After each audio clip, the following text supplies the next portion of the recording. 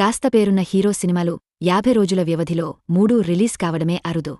ఆ 3 కూడా ఒకదాన్ని మించి ఒకటి డిజాస్టర్ కావడం ఇంకా అరుదు. ఈ అన్వాంటెడ్ రికార్డునే మూటగట్టుకున్నాడు యువ కథానాయకుడు రాజ్ తరుణ్. ఎప్పుడో కెరీర్ ఆరంభంలో ఉయ్యాల జంపాల సినిమా చూపిస్తమావా కుమారి 21 చిత్రాలతో హ్యాట్రిక్ హిట్లు కొట్టి మంచి డిమాండ్ తెచ్చుకున్న ఈ కుర్రాడు ఆ తర్వాత ఇబ్బడిముబ్బడిగా సినిమాలు చేశాడు. కాని ఆ చిత్రాలేవీ అతడికి ఆశించిన ఫలితాన్నివ్వలేదు. ఒక దశ దాటాక అతడి ఫ్లాపుల్ని లెక్కగట్టడం కూడా మానేశారు ప్రేక్షకులు.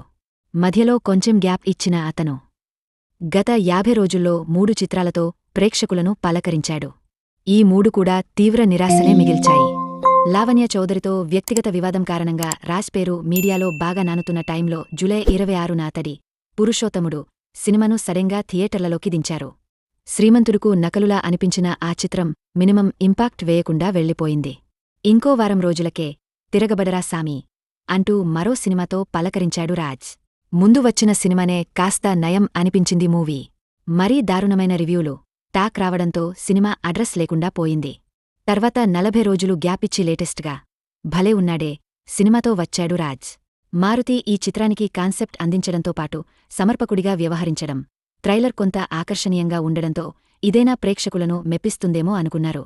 అయితే అడల్ట్ టచ్చున్న ఈ కాన్సెప్ట్ వినడానికి బాగున్నా ఎగ్జిక్యూషన్ తేలిపోవడంతో ప్రేక్షకులు చివరి వరకు థియేటర్లో కూర్చోలేని పరిస్థితి తలెత్తుతోంది.